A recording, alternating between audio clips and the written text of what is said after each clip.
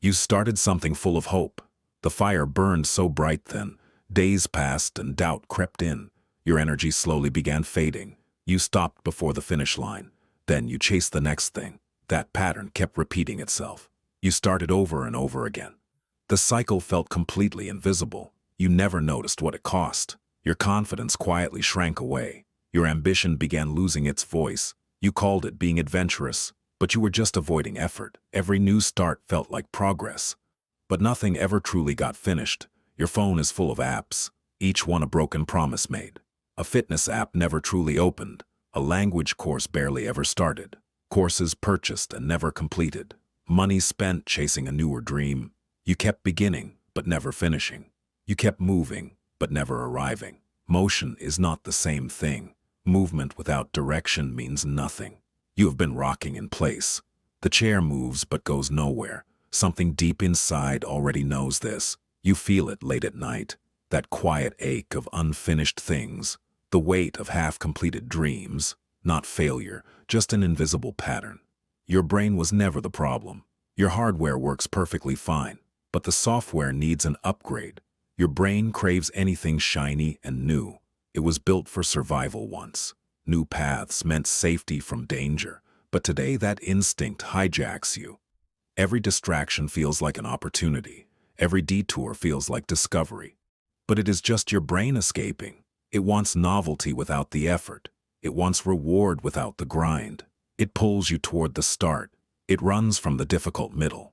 The middle is where growth lives. The middle is where winners survive. You have never stayed in it. Not long enough to see change. Not long enough to feel results. So your confidence never fully formed. You stayed a beginner at everything. 10 skills learned, but none mastered. The world rewards depth, not breadth. Experts get chosen. Beginners get overlooked. You put in the effort daily, but always just below the threshold. Always just before real growth begins. That is the cruelest kind of work. Effort that never returns anything real. You are not lazy or broken. You are caught inside a loop that costs years silently, a loop that shrinks your ambition. First, you want to reach the top. Then, you settle for some growth. Then, you just want to survive. That is not maturity arriving. That is your potential quietly dying. But today, that changes completely. The first step is awareness. Seeing the pattern breaks its power. You cannot fix what you cannot see. Now you see it clearly. Now you can choose differently. Start by writing the new ideas down. Give your brain a temporary home. Park each new idea somewhere safe. Let the dopamine spike calm down. In 3 days, revisit that note. Most ideas will already feel weak. You will see them for what they are. Distractions dressed as opportunities. The real ones will still remain. The worthy ones will wait for you.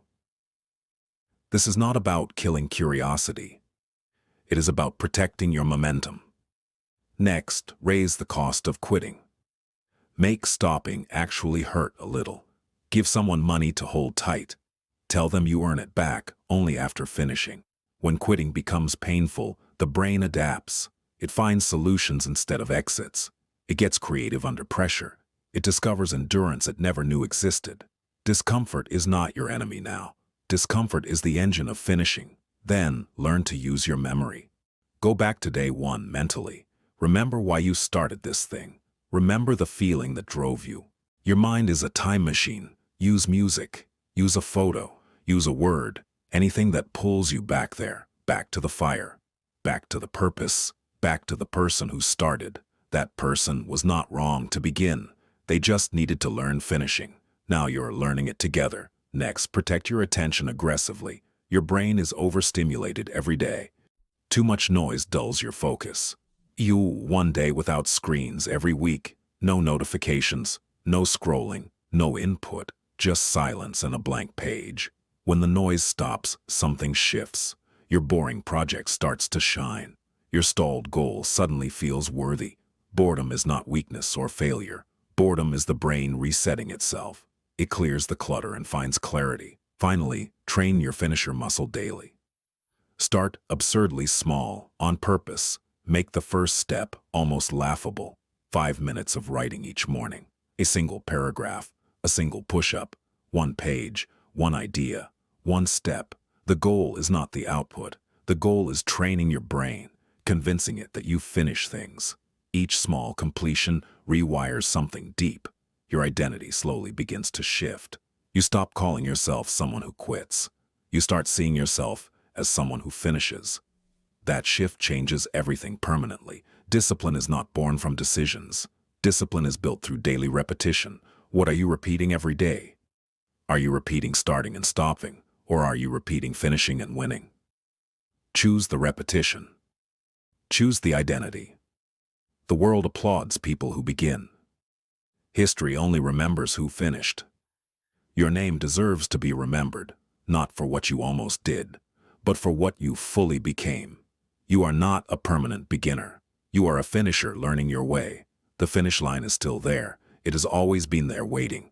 Go back to the one goal, the one you have avoided the longest. Set one date. Write it down. Make it a promise to yourself, not to anyone else, to you. You owe yourself that much now. The person you were meant to become, they are still waiting on the other side, not of talent, not of luck, just on the other side of finishing. One thing, all the way through. That is all it takes now. Start again, but do not stop this time.